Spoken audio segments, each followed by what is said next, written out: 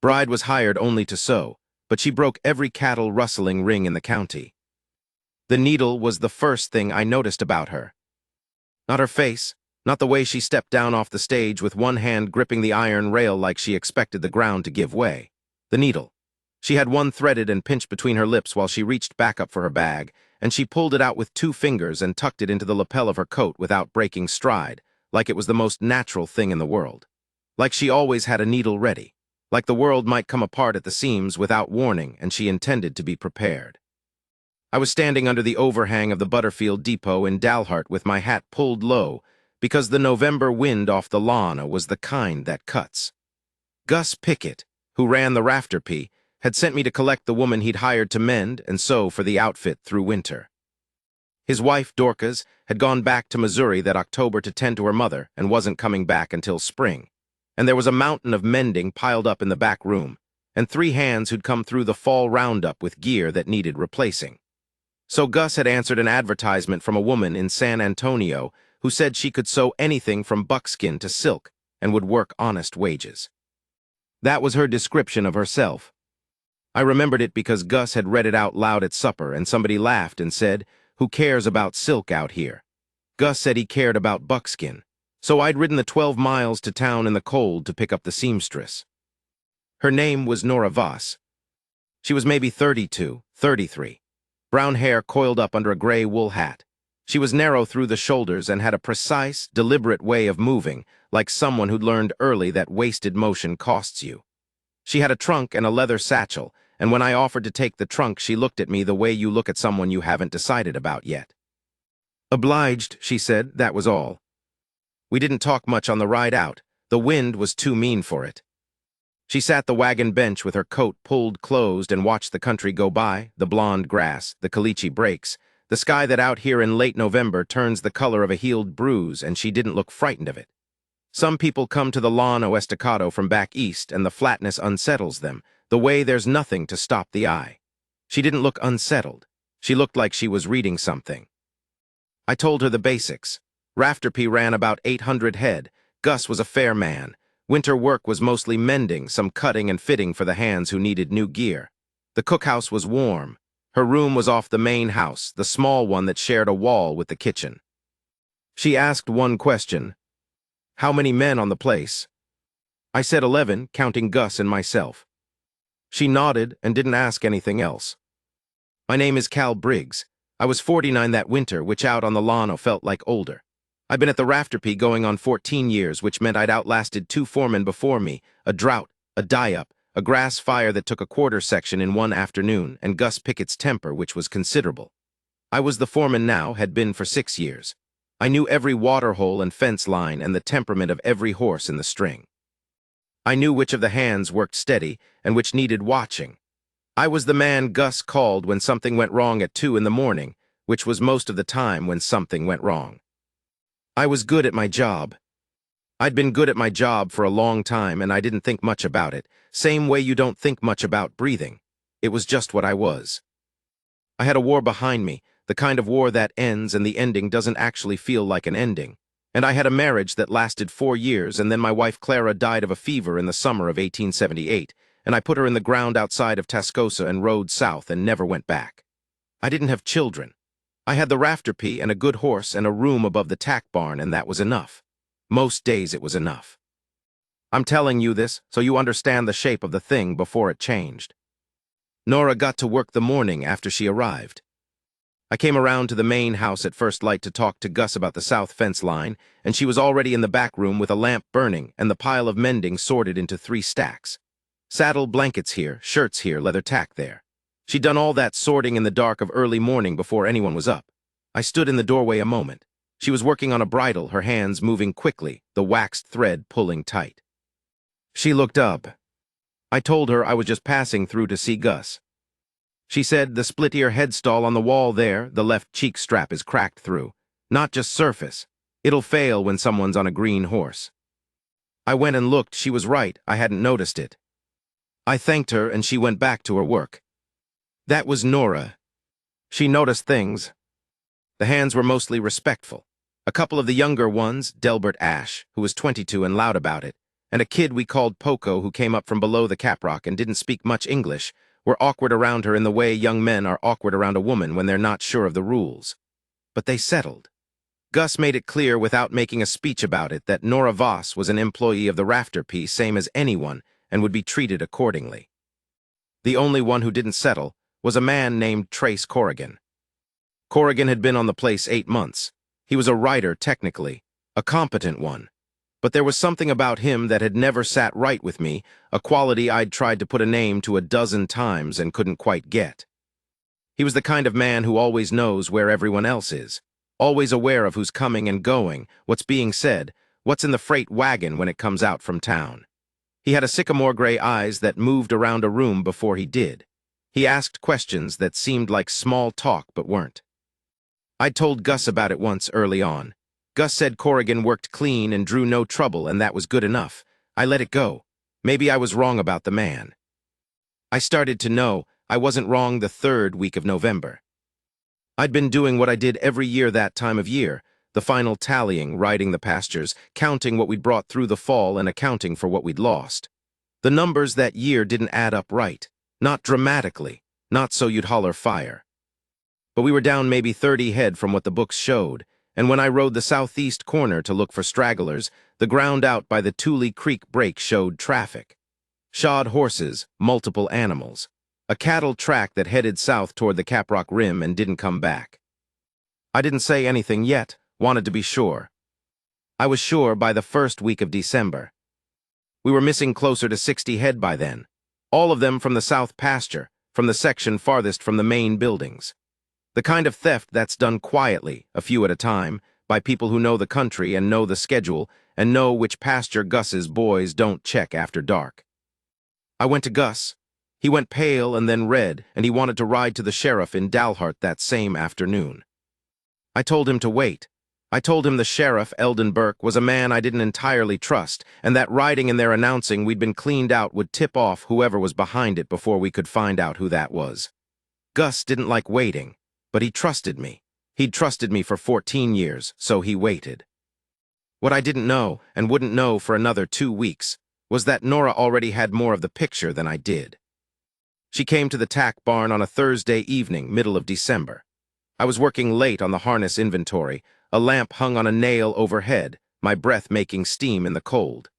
She came in without knocking, there was no door to knock on, and she stood there a moment while her eyes adjusted. I asked if something was wrong. She said, "Can I speak plainly?" I said yes. She said, "Trace Corrigan has been going through my things." I put down the hame strap I was holding. She said it straight without dramatics. She'd noticed small things moved, the order of her spools of thread disturbed. A letter she'd received from her sister in San Antonio, which she'd tucked between pages of her Bible, was now in the Bible backward. She couldn't prove any of it, and she knew that. But she'd been precise in the arrangement of her room, and what she was describing was not imagination. I asked her when it started. She said 3 days after I arrived. I asked her if anything was missing. She said no, not missing, read. She let that settle. I said, "What would he be looking for in your letters?" She looked at me with those careful, measuring eyes, and she said, "That's what I've been wondering, and there's something else." She reached into the pocket of her apron and put a piece of paper on the workbench between us.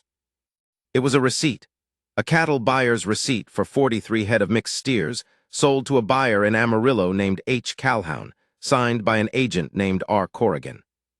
"I found it," she said, "under the floorboard in the feed room. I wasn't snooping. The board was sprung and I nearly turned my ankle on it, and when I looked down the paper was there.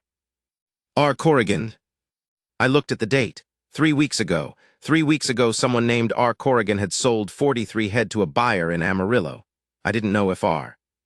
Corrigan was Trace or a brother or a coincidence, but I had a number now and a name and a place. I asked Nora why she'd brought this to me and not to Gus. She was quiet a moment. Then she said, "Because Gus goes into town every Friday, because Corrigan knows that, and because I've watched you for 3 weeks and you are the man on this place who notices things."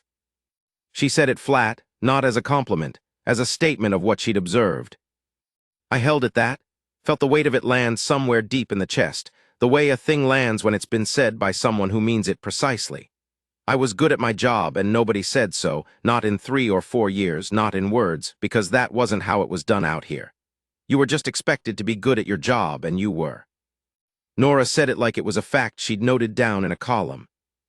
I told her I was going to need her to be careful, to act like nothing had changed, and I told her I was going to need a few days. She said, "Whatever you need." She left. I sat with the receipt and the lamp and the smell of cold leather, and I thought for a while. I rode to Amarillo 2 days later. I told Gus I was going to look at some replacement horses being sold by a man north of town. That was even true, there were horses, and I did look at them. But I spent the better part of the day asking quiet questions about H. Calhoun, who turned out to be a buyer of moderate reputation who asked few questions about provenance and sold on to feedlots in Kansas. Calhoun himself was not hard to find. He had an office on Polk Street. I didn't go in. I sat in a saloon across the street and watched who came and went, and after about an hour a man came out who I knew. Not from the rafter-pea, I placed him after a moment. His name was Denny Stahl, and he worked for the Ladder Cross outfit west of Dalhart, a mid-sized operation run by a man named Warren Foss. That was enough for one day. I bought the horses and I came home. Foss, I turned the name around. Warren Foss was not a man I'd spent much time thinking about. He was neighboring ranchers with Gus in the technical sense. They shared no fence line but were close enough on the range to have occasion for it. They'd had a dispute some years back about water rights, a dry-year argument that got heated and then cooled when the rains came back. There was no love between them, but there was no ongoing trouble either. I'd seen Foss twice in the last year, both times in Dalhart. Quiet man, heavy through the shoulders, always dressed too well for a working rancher. He was running a ring. Had to be. Moving cattle from multiple outfits through Calhoun and Amarillo and splitting the take with the men he had on the inside. Which meant Corrigan was his man on the rafter-pea, which meant Gus's southeast pasture had been bleeding for some time, because we had a man inside reporting our schedule and our counts. I couldn't go to Burke. The sheriff had a habit, I'd noticed, of hearing things from ranchers and nothing ever coming of it, and Foss and Burke had been seen together in Dalhart more than once. Nothing you could put a finger on but the kind of comfortable ease between men that makes you think. I could write to the U.S. Marshal's office in Fort Worth. But that took time, and I wasn't sure how much time I had before Corrigan moved the rest of what he'd identified to take. And I wasn't sure Corrigan hadn't already seen me asking questions in Amarillo through some channel I didn't know about. I had 3 days, maybe 4, to do something. What I did was go back to Nora. I told her what I'd found, all of it. I don't know exactly why I told her all of it. She'd earned some of it, certainly, with the receipt, but she'd earned maybe half of what I told her. The rest I told her because I was sitting across from her at the work table in the back room with the lamp between us, and she was the kind of person who, when you start talking, you just keep talking. She listened without interrupting, which was unusual. Most people interrupt. When I was done, she said, "What do you need?" I said, "I need to write to the marshal's office in Fort Worth. But I need more than my own account of it, or it goes to the bottom of a stack. I need the receipt you found, and I need anything else that corroborates." She reached into her sewing kit, a deep thing, almost a box, and she produced a folded paper. "There's a second receipt," she said. "I found it yesterday under the same board. He must have been using it as a cache." The second receipt was for 28 head. Different date, same buyer, signed by T. Corrigan this time. She said, "And there's one more thing." She was quiet a moment. "The letter my sister sent me, the one that was moved, she mentioned in passing that she'd recommended me for this position to the agency in San Antonio, and that the agency had mentioned in the advertisement that the placement was with a ranch in Dalhart. I don't think Corrigan went through my things looking for something I brought with me. I think he was trying to find out who sent for me and why. He was worried someone had sent for me specifically. He was worried the rafter-pea knew more than it appeared to." I looked at her. "Why would he think that?" "Because he's a man who assumes everyone is as calculating as he is," she said, "and because I don't seem like a seamstress." She said it without any particular weight, like it was just another item in the column. I said, "Do you seem like a seamstress?" She picked up a piece of leather and held a needle to the lamp. "I can sew anything from buckskin to silk. That part was entirely accurate." She threaded the needle in one pass. "But I'm also the widow of a Texas Ranger, And I have been in rooms with dishonest men before, Mr. Briggs. I know how they move. A ranger's widow. I sat with that a moment, the way the thing shifts when you learn a fact like that. Not a naive woman alone on a frontier ranch. A woman who'd been beside a man who spent his life reading the dishonest ones, and then had spent years after learning to do it herself. She said, "My husband was killed 4 years ago, ambushed near Del Rio. 3 men who he'd been gathering evidence against before it was complete. I know what happened to evidence that goes to the wrong person too early." That's why you didn't want to go to Gus. Gus would have gone straight to Burke, you know that. I did know that. I asked her how long she'd known about the rustling. She said, "I suspected the first week. The way Corrigan moved, the hours he kept, confirmed it when I found the receipt." She'd suspected the first week. She'd been on the rafter 3 weeks, and she'd suspected the first week, and she'd been patient. She'd waited until she knew who to bring it to. I said, "You waited to be sure about me." She looked at me steadily, not unkindly. "Yes." Outside, the wind was working at the corner of the house. The lamp had burned down some. I could hear Gus in the main room, his chair scraping, the sound of him banking the stove for the night. I said, "All right, here's what I need to do." The letter went out the next morning with a man I trusted, Ed Hayes, who rode for a neighboring outfit and was riding to Amarillo for supplies and had no connection to either Foss or Corrigan. The letter went to Marshal Del Harker in Fort Worth, and it contained everything. The receipts, the names, the connection to Calhoun in Amarillo, and the names of at least 3 ranches I suspected Foss had been working with a man on the inside of. I'd ridden the country hard the day before, paying calls I'd been meaning to make for a month, and I'd asked careful questions and gotten careful answers, and by the time I sat down to write the letter I had enough that it wasn't just the word of one foreman with a grievance. I also wrote a separate letter to a man I knew in the state capital, a man who had reason to pay attention to a county sheriff who might be on the wrong side of things. Then I waited. Waiting is the hardest part of it. Not the writing, not the working, not even the risk. The waiting. Because while you're waiting, the thing can go sideways in 10 different ways, and all you can do is hold the shape of what you've built and not let it come apart. Corrigan didn't know I knew. I was sure of that. I'd been careful in Amarillo, and I'd said nothing here. He kept to his routines. Rode the south pasture, came in at supper, played cards with Poco and Delbert in the evenings. Normal. I watched him the way you watch something from the corner of your eye, because if you look straight at it, you give yourself away. Nora kept sewing. She had the whole back room organized to a degree Dorcas Pickett had never managed. The mending pile was down to almost nothing. She'd made 2 new saddle blankets from scratch, cut and stitched, out of material she'd ordered from Dalhart. She'd made Gus a new vest, which he wore to supper looking pleased with himself. She'd repaired the split-ear headstall I'd noted the first day, and a second one, and done something to the bridle leather that made it supple again when it had been cracking. I found myself finding reasons to pass the back room more than I needed to. I won't dress it up. I noticed her. I noticed the way she worked, the total concentration, the unhurried precision, the economy of her hands. I noticed that she hummed sometimes, not songs exactly, just a sound she made when she was thinking. I noticed that she drank her coffee without anything in it and held the cup in both hands. I noticed that she had a way of looking at you when you spoke that was fully present, not waiting for her turn to talk, actually listening, and it made you feel like what you were saying was worth hearing. I hadn't felt that in a long time. I didn't say any of this to her. We talked about the work, the ranch, the missing cattle, the plan. We talked sometimes about the country, about what it was like here in winter versus spring.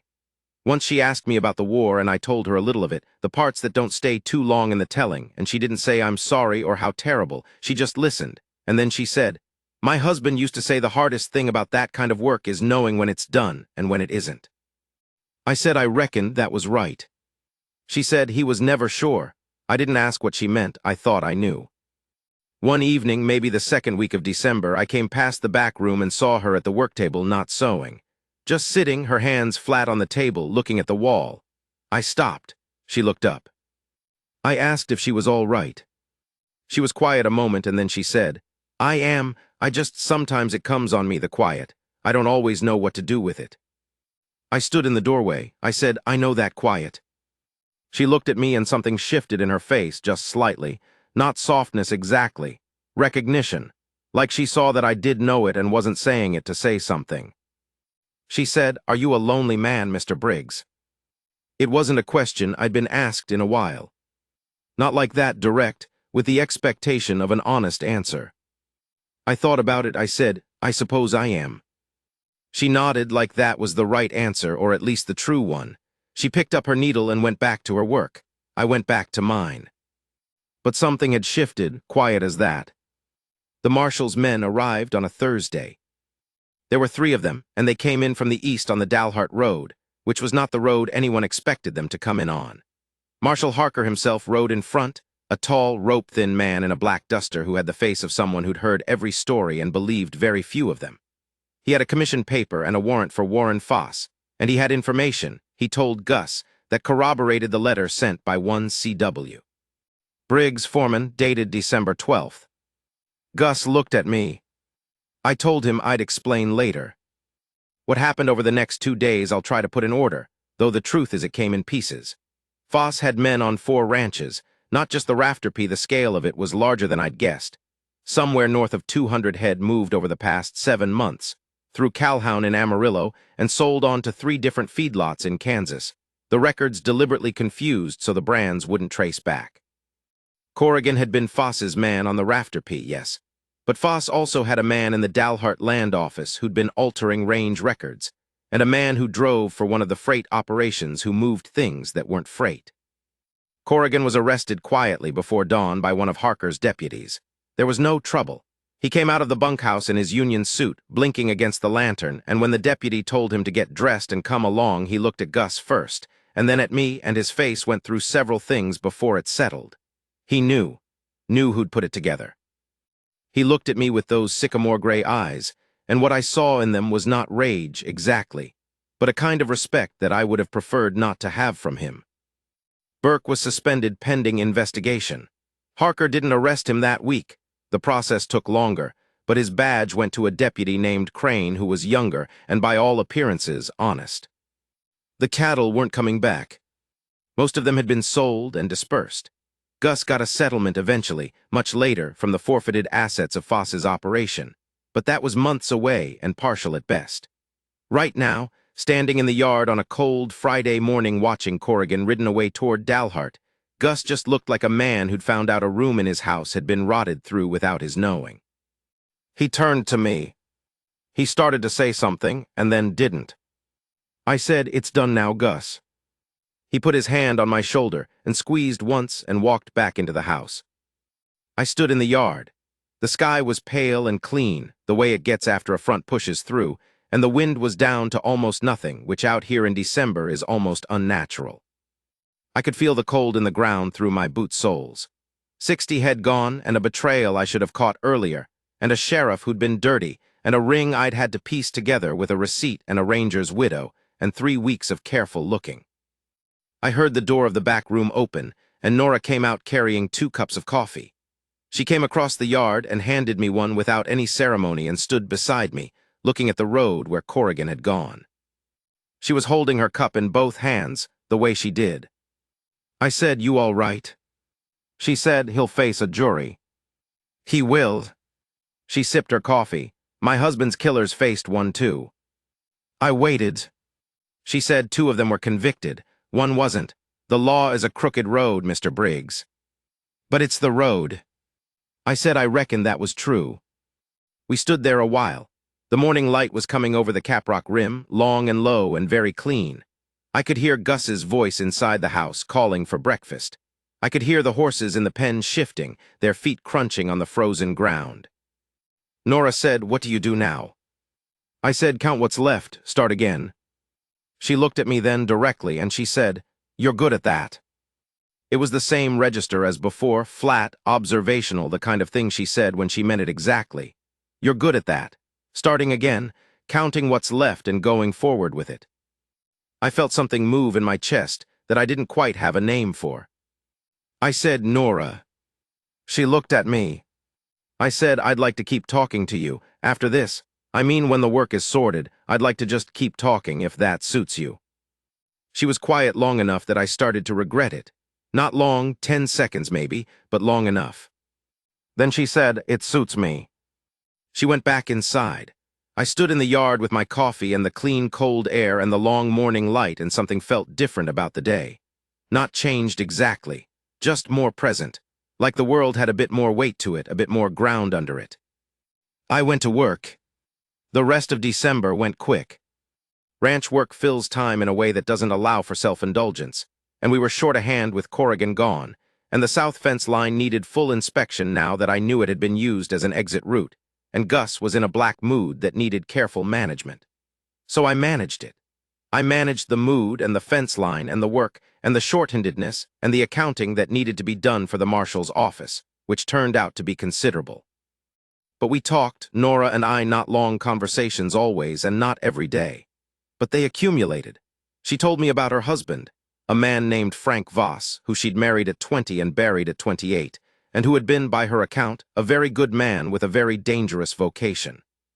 She talked about him with the kind of steadiness that comes on the other side of grief, when you can speak of someone without the speaking undoing you.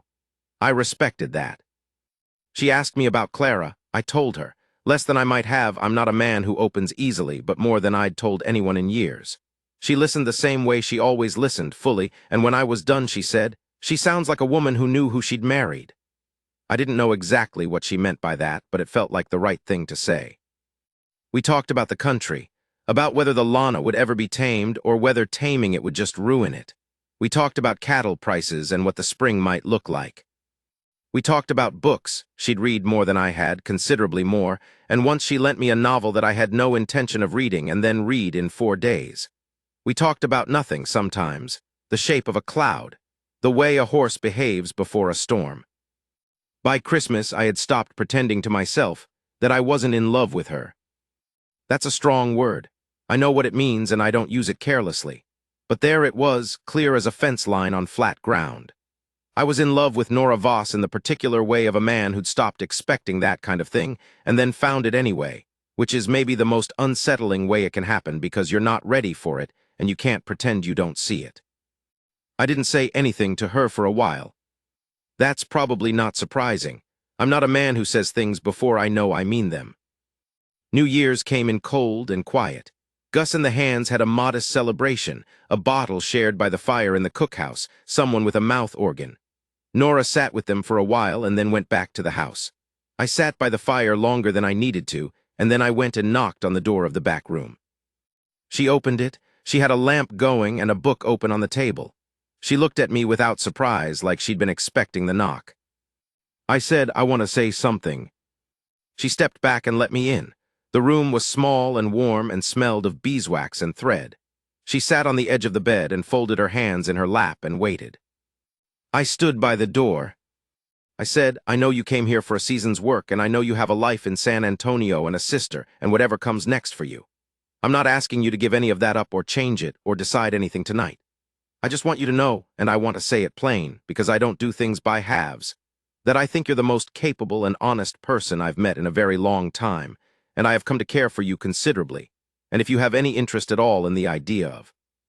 She stood up. She crossed the room and she took my face in both hands. Her hands were small and warm, and they had the roughness of work in them, the calluses of a woman who'd sewn 10,000 seams, and she looked at me, straight in, for a long moment. She said, "Cal." It was the first time she'd used my name, my first name. She said, "I've been waiting for you to finish thinking about it." And she kissed me, plain and direct the way she did everything. I put my arms around her and held her, and after a moment she put her head against my shoulder and let out a long breath, like something held for a long time was being let go. Outside the wind was gone. The night was still. Through the window of the back room I could see the stars over the lawn, oh, sharp and very close, the way they get in winter when there's no moisture in the air. I don't have a better word for it. I was home, not the building, not the land exactly, though I love the land. I was home in the way of a man who has been useful and steady and good at what he does and done it alone for so long that he'd mostly stopped noticing the alone part, and then had someone stand beside him, freely and clearly and with her eyes open, and choose him. That's all it was. It was everything. Marshal Harker came back through in February with the formal indictment papers on Foss and 4 of the men who'd worked the ring. He sat at Gus's table and went through it all again, the dates, the counts, the names, and I answered his questions, and Nora, who by then was sitting at that table as a matter of course, answered a few of her own regarding the receipts. Harker looked at her with the careful look of a man reassessing. He said, "Mrs. Voss, you were the one who found the receipts." She said, "Yes." He said, "And you held them for how long before bringing them to Briggs?" She said, 3 days. He looked at her. She said, "I needed to know who he was first." Harker looked at me and then back at her, and he had the ghost of something in his face that might have been a smile in a different man. He said, "Well, you got lucky there, ma'am." She said, "I'm not sure luck had much to do with it." Harker wrote something in his notebook and didn't say anything else. Voss's trial was in Amarillo in April. I went. Nora went with me. We were engaged by then, a quiet thing between us and Gus, no announcement yet, just settled, and we sat in the back of the courtroom and listened to 3 days of testimony. Calhoun had turned state's witness. 2 of Voss's writers had rolled on him in exchange for leniency. The records from the land office were in evidence. Voss himself sat straight through all of it, his face giving nothing. A compact, heavy-shouldered man.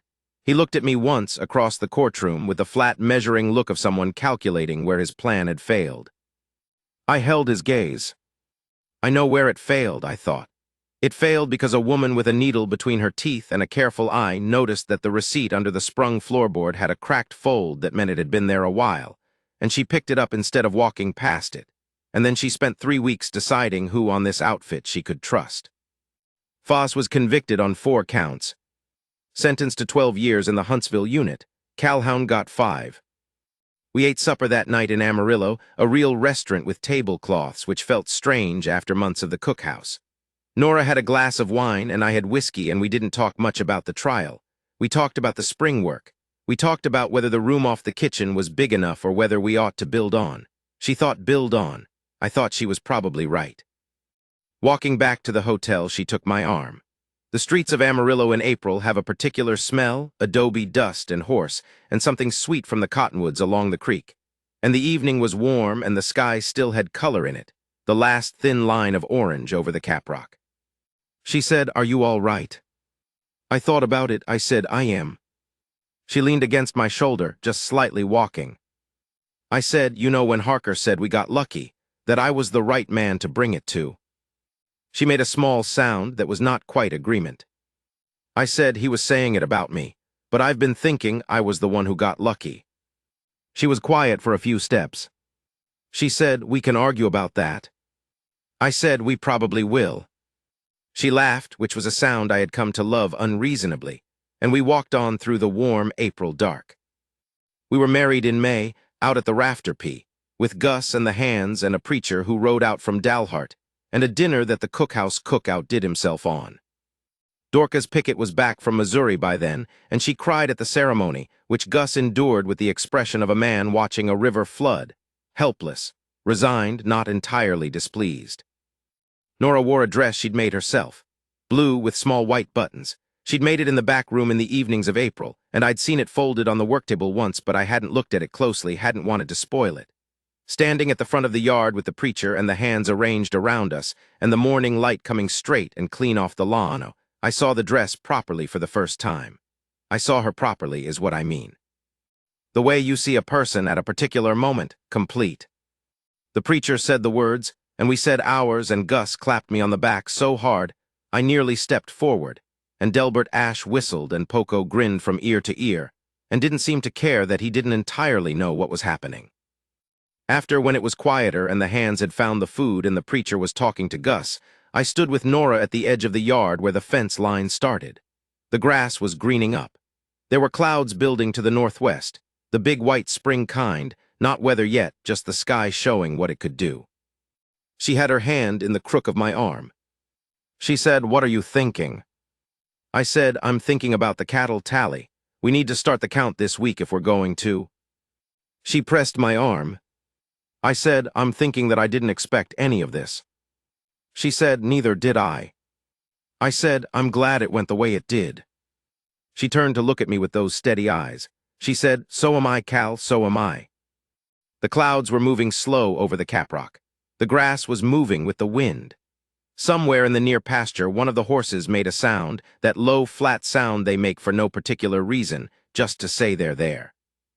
I had my wife beside me. I had my ranch. I had my work, which I was good at, which I'd always been good at. 60 head gone, but a winter's rustling broken, and a dirty ring brought down, and the county better for it. There are men who go their whole lives waiting to be seen clearly, not celebrated, not praised. Just seen by someone with clear eyes, someone who looked at what you were and decided it was worth staying for. I was that man. I'd been that man a long time. Standing in the May morning with Nora's hand in the crook of my arm, I thought, well, you got there. The clouds turned, the light shifted, we went in to eat.